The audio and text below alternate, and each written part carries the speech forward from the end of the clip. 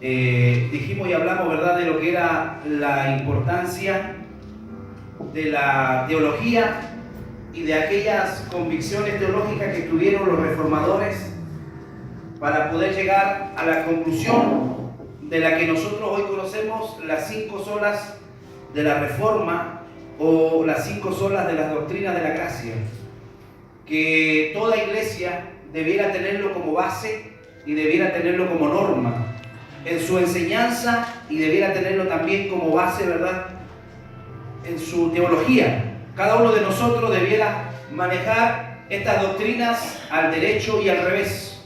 Cada uno de nosotros debería saber defender estas doctrinas al derecho y al revés, pero a veces no se da esa situación. Así que hemos visto, ¿verdad?, y hemos querido traer este estudio para que los hermanos puedan irse preparando y para que puedan ir comprendiendo, ¿verdad?, de dónde es que cada una de las doctrinas que se predican tiene su nacimiento. Lo dijimos, ¿verdad?, que los reformadores llegaron a la conclusión teológica de la base para predicar el Evangelio a través de estas 5 solas, que fueron las primeras que vimos la semana pasada, la sola Escritura. Una de las más importantes. Y dijimos que a través de la sola Escritura, la palabra de Dios es la máxima autoridad en materia de fe y práctica. O sea, que no hay nada más importante y no hay nada que tenga más autoridad en la iglesia que la palabra de Dios. No son mis revelaciones, no es mi experiencia, no es nada que yo pudiera, ¿verdad?, añadir a la palabra, sino que la máxima autoridad en la iglesia es la palabra del Señor. Por tanto, nada que contradiga la revelación de Dios puede regular la vida del creyente. Y vimos algunos textos bíblicos ese día para poder de alguna manera analizar esto, que la palabra del Señor dijimos que no era de interpretación personal. Una de las reglas de la hermenéutica es que yo no puedo interpretar la Biblia a mi manera o como yo creo que es o como a mí se me da la gana, porque eso es un error doctrinal y es un error teológico. Lo veíamos ese día, lo que decía el apóstol Pedro, que ninguna profecía de la Escritura es un asunto de interpretación personal, porque cuando el hombre o cuando la mujer, ¿verdad?, da su propia interpretación a la palabra, se produce lo que los teólogos conocen, ¿verdad?, como eisegesis. La exégesis es la interpretación correcta de la palabra, pero la eisegesis es mi interpretación personal y la eisegesis siempre va a llevar error doctrinal. Porque no se olvide, lo hablábamos y lo dijimos, que el único que conoce realmente cuál es la intención del texto es el Espíritu Santo, porque Él fue el que lo reveló a los hombres. Las Escrituras no son un asunto de interpretación personal, por lo tanto tenemos que tener mucho cuidado con la interpretación que le damos a la palabra y también con los predicadores que nosotros escuchamos. Ninguna de las enseñanzas de la palabra llegaron a nosotros como consecuencia de una intención o un proyecto humano. El hombre no decidió tener una revelación de Dios, ni decidió escribir las enseñanzas, sino que la revelación que tenemos hoy fue producto de la voluntad de Dios. Y dice 2 de Timoteo 3:16, que toda la Escritura fue inspirada por Dios. Lo que hasta ese tiempo ellos conocían, que era la ley mosaica, era la ley que fue dada a Moisés, fue dada a través de la inspiración. ¿Para qué? Para que el cristiano, para que el judío, para que sea una mejor persona. También hablábamos y decíamos que la palabra de Dios, quitarlo, agregarle, es un asunto muy delicado. Es violar su integridad. Por eso el Señor dice, si le añades, pones en la boca de Dios cosas que Él no ha dicho. Y si nosotros le quitamos a la palabra, estamos quitando cosas que Dios realmente ha querido decir. Y ahí donde nosotros hablábamos, veíamos, ¿verdad?, de lo que es la predicación del Evangelio completo. Que en el Evangelio no solamente debemos predicar de sanidad, de milagros, de prosperidad, sino que el Evangelio debe ser predicado de una manera completa. Se debe hablar del cielo, se debe hablar del infierno, se debe hablar de salvación, se debe hablar de arrepentimiento. Ese debe ser el idioma que debiera tener cada predicador. No podemos solamente especializarnos en un tema y estar siempre enseñando eso, porque la iglesia a veces carece y necesita también de muchas enseñanzas que están en la palabra del Señor. ¿Qué más dijimos de la sola Escritura? Que la palabra está completa en sí misma, o sea que no necesita que yo pueda agregarle o que yo pueda tratar, ¿verdad?, de una u otra manera a través de anexos, tratar de completarla. Sí, dijimos también que la palabra es inerrante, o sea que no contiene errores. Lo que contiene y lo que hay es mala interpretación. No hay errores en la palabra es inerrante, lo que hay es una mala interpretación. Puede que usted lea un texto y lo interprete de una manera y puede que otro lea el texto y lo interpreta de otra manera. Y eso es lo que provoca que la gente dice, no, es que la Biblia se contradice. La Biblia no se contradice, lo que se contradice son los que enseñan. Amén. Amén. En la Escritura implica que la palabra es la única que obliga a la conciencia de manera universal. No nos permite hacer uso de la interpretación privada por torcer la palabra. Lo dice Pablo a Timoteo y se lo encarece, le dice, procura presentarte como un obrero aprobado que no tiene de qué avergonzarse y que usa bien o que traza bien la palabra de verdad. Es responsabilidad de los predicadores darle un buen corte a la palabra, darle un buen trazo para que la palabra pueda hacer efecto y pueda ser de bendición para la iglesia. ¿Qué más? La Escritura no nos permite despegarnos del pasado y hoy traer interpretaciones nuevas que contradigan la fe. Lo que está ocurriendo hoy en el mundo de las iglesias apostólicas, que se está dejando de lado la palabra y que se están trayendo revelaciones a los púlpitos y se están enseñando nuevas revelaciones, dejando de lado lo que es la palabra del Señor. La sola Escritura juzga a la iglesia y a los maestros, y no es al revés. La iglesia y los maestros no pueden juzgar la palabra, sino que es ella la que a nosotros nos juzga. A la gente le molesta la palabra, y no porque la palabra contenga errores, sino porque la palabra descubre en su vida el pecado, descubre la maldad, y eso los confronta y no les agrada y no les gusta. La sola Escritura requiere de hombres y mujeres que manejen con precisión la palabra de verdad. Por todo esto, ninguna iglesia podrá levantarse y sobrevivir sin la autoridad de la palabra o sin la guianza del Espíritu Santo. También hablamos en esa clase de la sola fide o sola fe. La sola fe es una de las expresiones más maravillosas que habla de la salvación. O dicho de una manera más teológica, es la justificación solo por la fe. Esa palabra justificación nosotros tenemos que tenerla bien claro. ¿Qué es lo que hizo el Señor por nosotros? Nos justificó. ¿Y qué es lo que es justificar? Justificar es presentarnos delante de Dios como santos, aun cuando nosotros hemos sido y seguimos siendo pecadores. Es un poco como lo que hace el apoderado, ¿verdad? Con el alumno. Cuando el alumno no se presenta al colegio porque está enfermo, porque tuvo un problema o tuvo un atraso, ¿qué hace el apoderado? Va, dice, y tiene que ir a justificarlo. ¿Qué significa eso? Que él dice, mire, no, de verdad él se quedó dormido, o de verdad él estaba enfermo, o de verdad tuvimos un problema, y él tiene que ponerse en el lugar y decir y justificar. Bueno, lo que Jesús hizo por nosotros es lo mismo. Nosotros éramos pecadores, pero Jesús ante el Padre se pone en nuestro lugar y nos presenta como santos delante del Señor. El no creer esta doctrina no solo deja sin salvación, sino que llevaría a la iglesia a su ruina. Curiosamente, Lutero habló y terminó defendiendo esta doctrina con su propia vida. Lutero fue alguien que tempranamente comprendió la justicia perfecta de Dios. Antes de creer la doctrina de la salvación por fe, solamente sola fide, Lutero vivió atormentado por sus pecados y vivía aterrorizado. También veíamos un poquito la historia de Martín Lutero, que aun cuando él era un sacerdote, que aun cuando él era un sirviente de la iglesia, él se atormentaba porque él sentía en su interior que aunque todo lo que él hacía no lograba agradar a Dios, porque a él le habían enseñado que agradar a Dios era a través de las obras. Entonces, con todas las obras que él hacía, aún así entendía que no lograba agradar a Dios, y se atormentaba y se autoflagelaba y se infligía castigos y se infligía muchas cosas para tratar de agradar a Dios.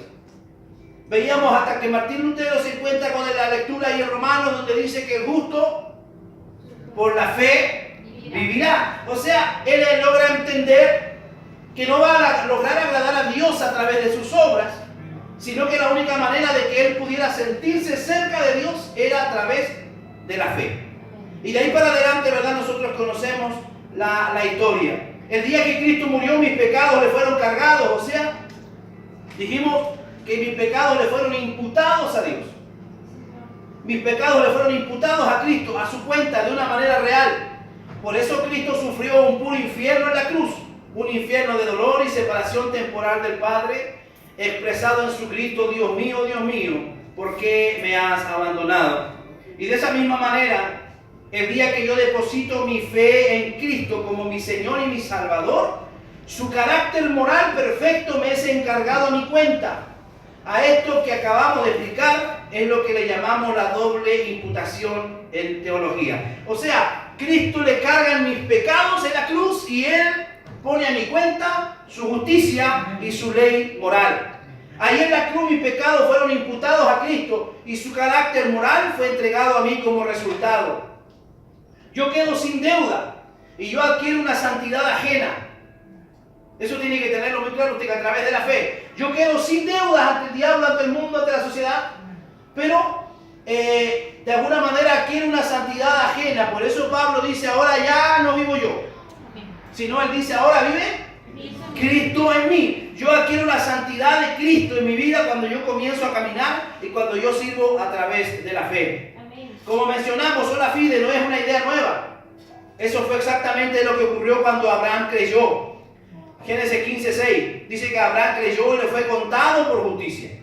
Recuerde que la palabra justicia hace alusión al carácter moral de Dios. O sea, cuando Abraham cree, a su cuenta le es agregada la santidad moral de Dios. A través de él creer, todas las bendiciones le fueron garantizadas. Ahora, para que no nos olvidemos, la salvación por la fe que cuenta, y cuando alguien se para y hace una profesión de fe, muchos son los que han hecho una profesión de fe, pero no tienen frutos. No hay resultados porque es una profesión de fe que muchas veces se hace de labios y no hay un arrepentimiento genuino y no hay un efecto de conversión. La fe que me salva necesita conocimiento de lo que Cristo hizo por mí. Alguien que desconoce lo que Jesús ha hecho, esa persona no va a tener un encuentro real y la fe no se va a manifestar en él. Ahora yo pregunto, ¿cuántos de ustedes saben lo que Cristo hizo por ustedes? ¿Qué hizo Cristo por usted? Perdonó sus pecados. ¿Qué más hizo Cristo por usted? Vivió la vida que no podíamos vivir. Vivió la vida que nosotros debíamos, ¿verdad?, haber vivido ahí en la cruz. ¿Qué más hizo Jesús por usted? Nos reconcilió con Dios, porque dice la Biblia que estábamos lejos. El libro de Efesios, que estábamos lejos de Dios. ¿Qué más hizo Jesús en la cruz? Nos justificó, lo que veíamos recién, ¿verdad? Nos presenta santos. La fe que salva necesita conocimiento de lo que Cristo hizo por mí, de lo que hemos venido explicando. Esto es lo que los reformadores llamaron en latín notitia. En latín se escribía notitia, que significa, de alguna manera, luego fue transformada la palabra evangelio, que significa nueva noticia. O una noticia nueva, que hace referencia al conocimiento que tengo de todo lo que hemos venido explicando. De manera que mi fe no puede ser irracional o ilógica, ni es tampoco fe en la fe. La fe que salva necesita poseer convicción de la verdad. Convicción de que Cristo es el único nombre dado a los hombres en que podamos ser salvos. Pero eso no es suficiente. Lo dice el libro de Santiago, que los demonios también creen y tiemblan. Pero, sino que va más allá. Va del hecho que debe haber una confianza en Cristo. Ellos no han depositado esa confianza en el Señor y por eso aún permanecen condenados. Para ser salvo, el cristiano necesita absoluta confianza en que la santidad de Cristo está imputada a tu persona y es lo único que te puede calificar para entrar al reino de los cielos. Y eso ocurre el día que te arrepientes de todo corazón, cuando pides perdón por tus pecados y basado en el sacrificio de Cristo y le entregas tu vida a Dios, y así puedes recibir la suya. Un poco resumiendo lo que ya habíamos hablado, pero hoy vamos a entrar a la tercera sola de la Reforma, llamada la sola gratia o sola gracia. Efesios 2:8 dice: porque por gracia habéis sido salvados por medio de la fe, y esto no es de vosotros, sino que es un don de Dios. O sea, Esa palabra don significa un regalo. Y un regalo es algo que es inmerecido. Cuenta la historia que en Inglaterra hubo un congreso de diferentes religiones, con la idea de reunir expertos de diferentes dogmas y comparar sus enseñanzas. En un momento dado, estos expertos se preguntaron si el cristianismo tenía algo particular o algo diferente a todas las otras religiones. Pensaron en la encarnación, pero otras religiones también hablan de la encarnación de humanos. Mencionaron la resurrección, pero otras religiones también creen que hay personas que han resucitado. Mientras discutían esto, entró en la sala un gran predicador llamado Lewis, uno de los grandes pensadores y defensores de la fe cristiana, y él preguntó a qué se debía la discusión. Y ellos le explicaron que estaban discutiendo si había alguna contribución que pudiera hacer el evangelio del cristianismo, distinta a la que hacen todas las religiones. Y sin pensarlo dos veces, Lewis respondió: claro que hay una, es muy fácil. Es el concepto de la gracia. Y cuando los expertos escucharon hablar a Lewis de la gracia, ellos comprendieron que verdaderamente el único y lo único que posee esa bendición es el poder del evangelio. Todas las otras religiones al hombre le van a exigir algo, le van a pedir algo, lo van a llevar a esforzarse en alguna manera. Tienes que hacer esto, tienes que dar esto, lo otro para poder agradar a Dios. Pero el único, hermano, que le da todo a usted solo por gracia es el evangelio. Amén. Así que a eso es fácil, dijo él, que ninguna otra religión Dios hace un ofrecimiento de su amor y de su salvación completamente gratis, de forma incondicional. Solo en el cristianismo se da esa condición. En todas las demás religiones el pecador necesita hacer algo o obras de algún tipo para obtener el favor de Dios. En la fe cristiana el perdón de Dios y por tanto la salvación del hombre es obra de un Dios soberano. ¿Cómo actúa Dios? Soberano, omnibenevolente y misericordioso, que otorga el perdón y el resto de sus bendiciones a sus criaturas por la inmensidad de su gracia. El apóstol Pablo aquí pone de manifiesto de una manera clara cómo Dios reveló que ciertamente la salvación es dada por gracia, como vemos en este pasaje del libro de Efesios 2:4.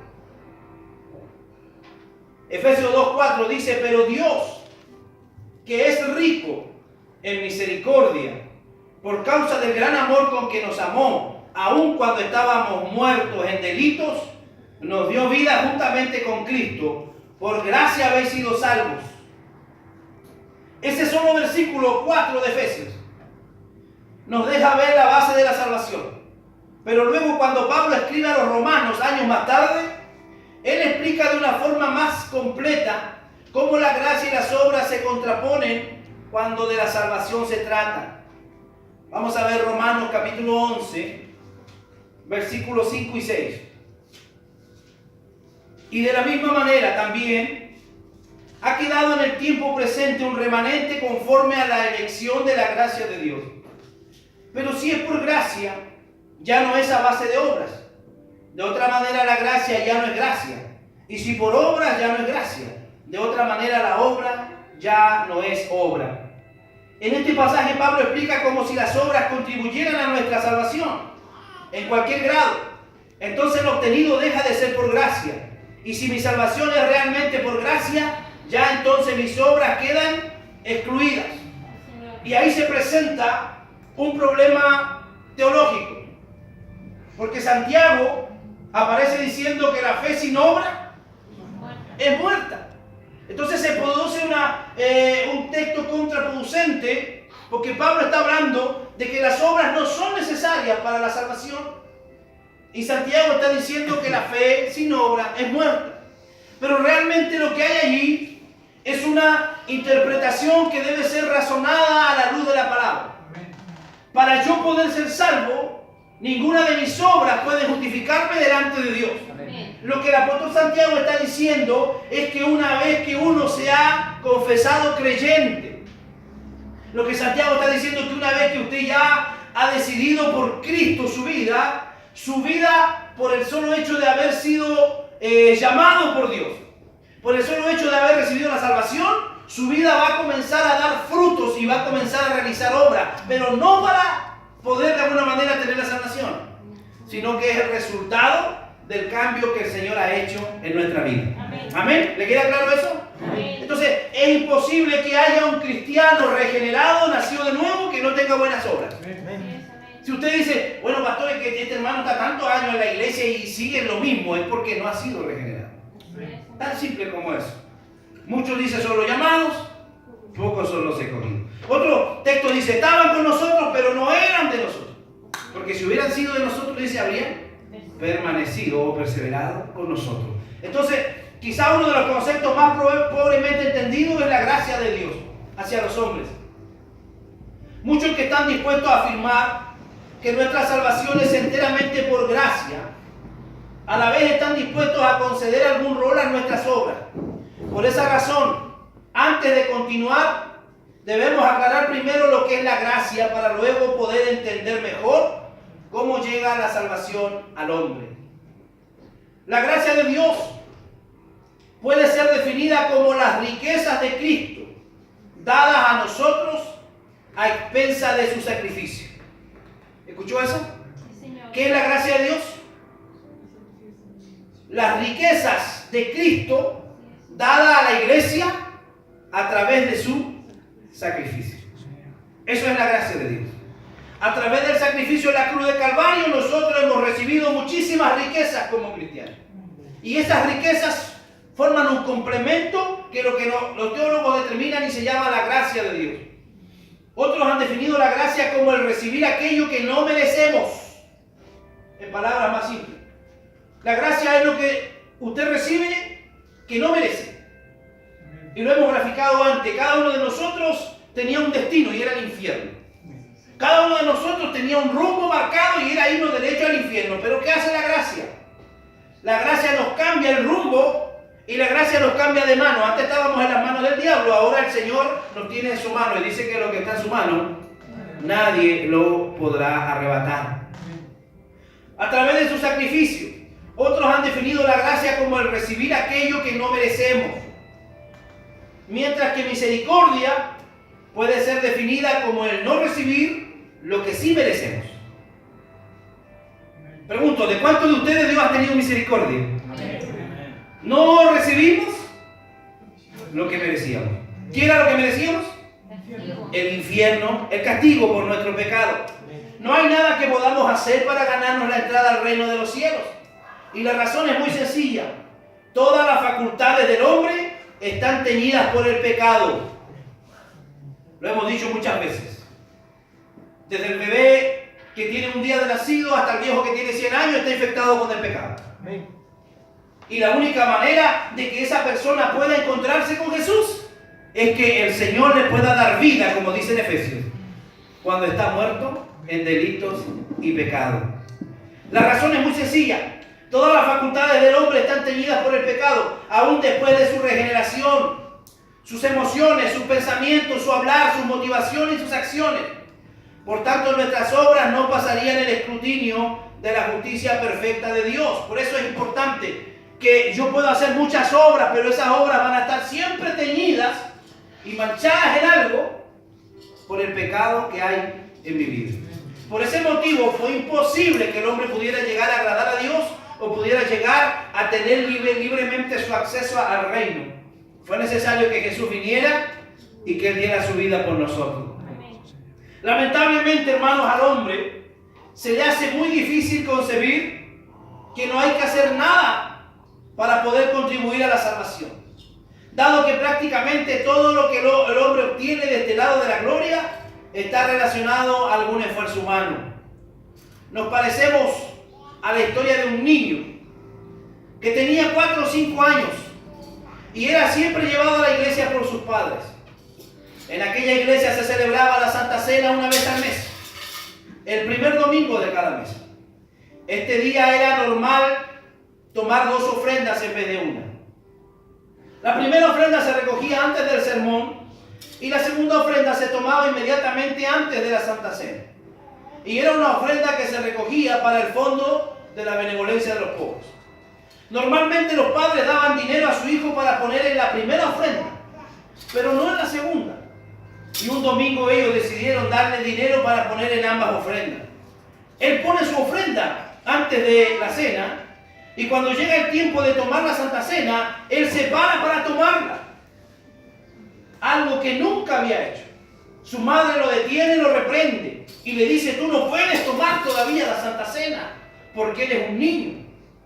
A lo que el niño respondió: ¿por qué no puedo tomar la cena si yo ya di la ofrenda, ya pagué por la cena?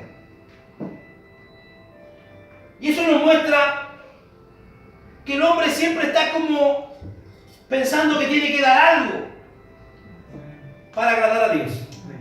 Como que el hombre siempre está pensando que yo tengo que hacer algo, porque de lo contrario no logran comprender la gracia, no logran comprender la magnitud del regalo que Dios le ha hecho. Dios no le está pidiendo nada. Solamente Dios lo único que quiere es que usted reciba esa gracia. La gracia de Dios es soberana. Dígalo conmigo, ¿cómo es la gracia? Soberana. Soberana. Si al hombre se le hace difícil entender una salvación por gracia, se le hará más difícil entender una salvación soberana. Cuando revisamos lo revelado por Dios en su palabra, descubrimos que su gracia es general para todos los hombres. Vamos a leer Mateo 5:45. La gente que no entiende la gracia de Dios tampoco va a entender la salvación incondicional. Tampoco va a entender el hecho de que Dios decide salvar a unos y decide condenar a otros. ¿Qué dice el Evangelio de Mateo 5:45? Porque Él hace salir su sol. ¿Qué dice? Sobre justo e injusto. Sobre malos y buenos. Y hace llover sobre justos e injustos. Pero Dios también ha revelado que hay una expresión de su gracia que es especial para sus elegidos, y esa verdad es evidente en múltiples pasajes distintos de la Biblia. El Evangelio de Lucas, capítulo 4, del 25 al 27. A ver si alguien por favor lo lee fuerte.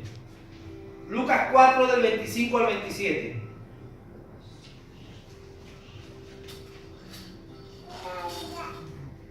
Amén. Léalo por favor fuerte. Y en verdad os digo que muchas viudas en Israel en los días de Elías, cuando el cielo fue cerrado por 3 años y 6 meses, y hubo una gran hambre en toda la tierra, pero ninguna de ellas fue enviado a Elías, sino a una viuda en Serepta de Sidón. Y muchos leprosos había en Israel en tiempos del profeta Eliseo, pero ninguno de ellos fue limpiado, sino Naamán el sirio. Amén. En Israel había muchas viudas en el tiempo de Elías. ¿Y qué dice? Dios decidió enviar a Elías, no a las viudas de Israel, sino a quién le envió? A una viuda en Sarepta, que era de la tierra de Sidón. Y había muchos leprosos en Israel en tiempo del profeta Eliseo, pero ninguno de ellos fue sanado, sino Naamán el sirio. Vemos aquí, podemos entender la gracia soberana de Dios al enviar a su profeta, no a las viudas judías, sino a una viuda gentil. El pasaje también nos dice que en esos mismos tiempos había muchos leprosos en Israel y ninguno de ellos fue sanado, sino Naamán el sirio. Eso se llama gracia soberana, porque unos la reciben y otros no, según quien lo otorga. No había muchos leprosos en Israel. Bueno, ¿por qué no fue sanado los leprosos ahí? No, a Dios le plació sanar a Naamán el sirio, siendo gentil.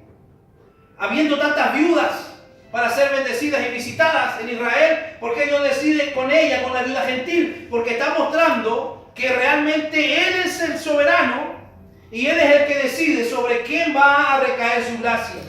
¿Cuál es la respuesta del hombre ante la gracia soberana de Dios? La podemos ver en los versículos 28 y 29 de Lucas, el mismo capítulo. Al oír estas cosas, todos en la sinagoga, ¿qué pasó? ¿Y qué ve usted hoy día cuando habla de la gracia y la salvación? No le gusta a la gente. Dice, no, pero ¿cómo? Si Dios no es injusto, ¿cómo Dios va a salvar a algunos nomás? ¿Qué pasó con ellos? Al oír estas cosas, todos en la sinagoga se llenaron de ira y levantándose le echaron fuera de la ciudad y le llevaron hasta la cumbre del monte donde el cual estaba edificada la ciudad de ellos. ¿Para qué? para despeñarles.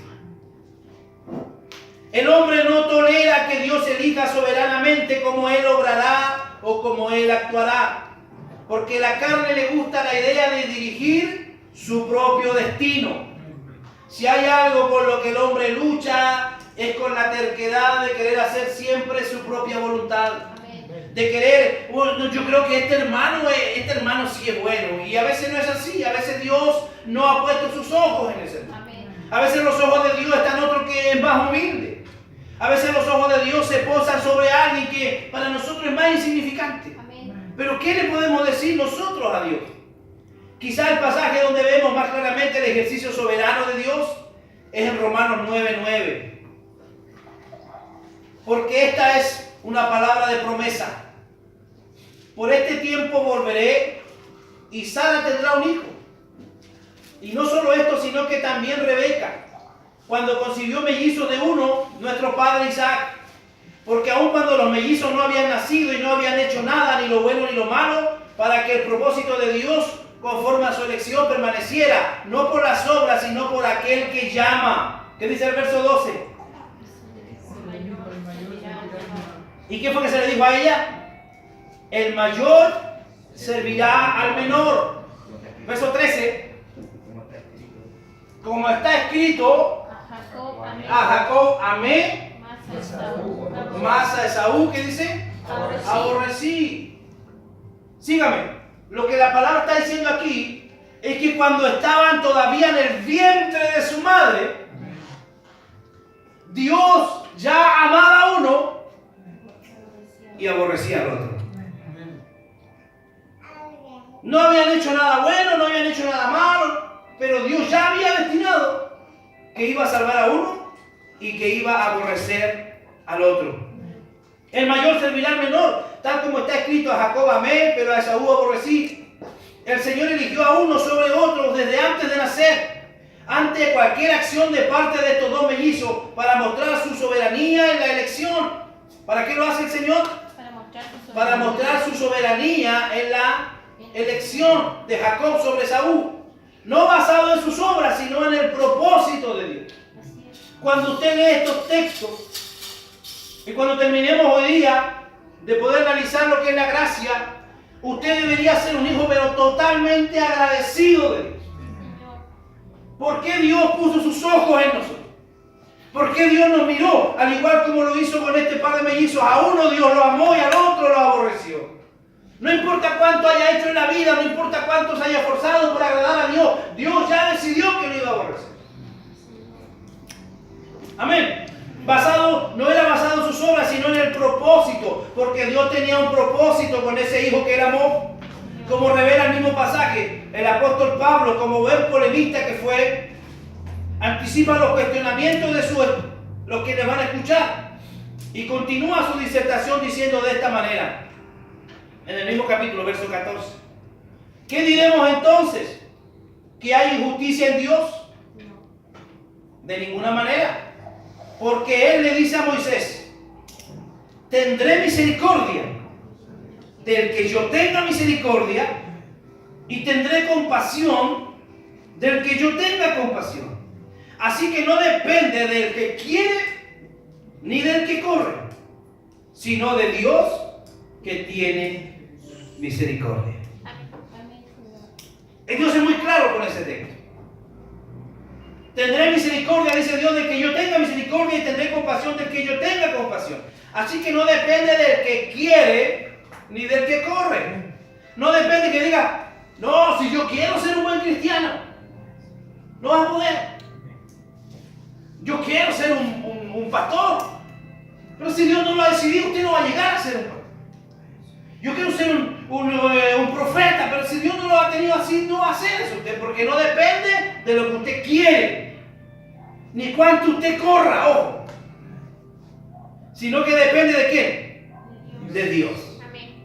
Dile que está a tu lado: no depende absolutamente nada de ti. Dígase. Al que está atrás suyo, dígale: no depende nada de ti, sino que todo depende de Dios. Verso 17: porque la Escritura dice a Faraón: para esto mismo te he levantado, para mostrar mi poder en ti y para que mi nombre sea proclamado por toda la tierra. Así que del que quiere tiene misericordia, y al que quiere, ¿qué dice el verso 18? Y al que quiere endurecer. ¿Se ha encontrado usted con gente que son verdaderamente una roca? No les llega la palabra por ningún lado. Porque Dios ya ha decidido endurecerles, porque su destino ya está definido. Con esto Pablo pone de manifiesto que Dios no le debe misericordia a ningún ser humano, porque la raza ya está bajo juicio a partir de la caída de Adán. Lo que decimos siempre, desde que nacimos ya venimos destinados con nuestro pecado. Lo justo sería enviar a toda la raza al infierno y nadie tendría el derecho de cuestionar a Dios. Pero en vez de hacer eso, Dios envía a un grupo de personas a la gloria que no merecían. Y cuando lo hace exclusivamente por su gracia. Muchos preguntarían entonces, si es por gracia, ¿por qué Dios todavía hace al hombre responsable? Esa es la pregunta que Pablo anticipa y que él mismo responde inspirado por el Espíritu de Dios. Verso 19. Me dirás entonces, ¿por qué pues todavía reprocha a Dios? Porque ¿quién resiste a su voluntad? Al contrario, dice el verso 20. ¿Quién eres tú, hombre, que le contestas a Dios? ¿Dirá acaso el objeto modelado al que lo modela, ¿para qué me hiciste así? ¿O no tiene potestad, dice el alfarero, sobre el barro para hacer de la misma masa un vaso para honra y otro para deshonra? ¿Cree usted que tenemos moralmente nosotros la atribución y la libertad para cuestionar a Dios? Hoy, ¿por qué tu Dios hace esto y por qué hace lo otro? ¿Por qué permite esto y permite lo otro? No puede el hombre, no tiene potestad el vaso para decirle al alfarero, ¿por qué me hiciste así? Con estas palabras Pablo silencia a sus opositores y deja ver que el hombre que no ha creado el mundo, el hombre que no ha redimido al mundo y que no entiende los propósitos de Dios, no está en una posición de cuestionar al Dios soberano de la tierra y del cielo. Solamente por gracia es una de las grandes doctrinas de la Biblia que cada uno de nosotros necesita proclamar y necesita entender, porque si la iglesia abandona esa doctrina, nos convertimos en hombres merecedores. Si la iglesia abandona la doctrina de la gracia, hace que el hombre se sienta merecedor. Porque yo traigo una ofrenda, porque yo vengo y oro, porque yo canto, soy merecedor del cielo, y no es así.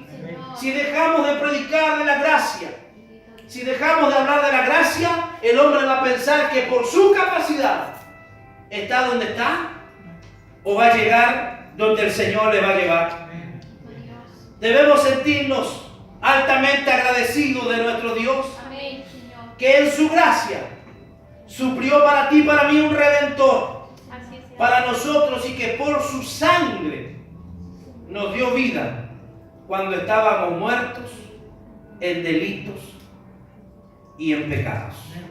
Solo por su gracia, solo por su soberanía, Él decide salvar a unos pocos y Él decide no salvar a otros. Pero ¿quién puede altercar con Dios cuando realmente la soberanía de Dios se manifiesta de una manera muy maravillosa? Oremos al Señor. Démosle gracias por esta revelación de esta su palabra. La próxima clase seguimos con la cuarta sola, Solus Christus. Hablaremos de la persona de Cristo.